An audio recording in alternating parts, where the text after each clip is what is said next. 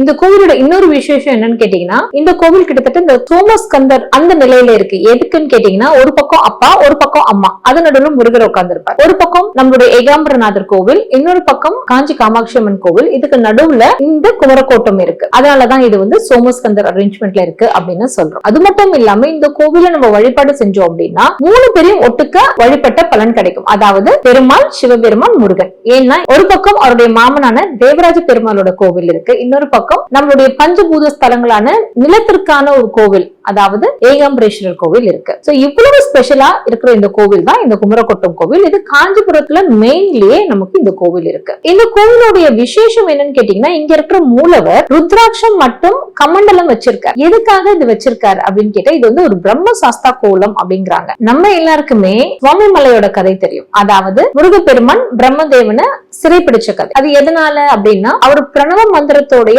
அர்த்தத்தை ஒழுங்கா சொல்லல, அதனால படைப்பு தொழில நம்ம முருகர் ஏத்துக்கிட்டார் அப்படின்னு சொல்லிட்டு, அதேதான் அந்த கோலத்தை தான் இங்கேயும் நம்ம பார்க்கணும்.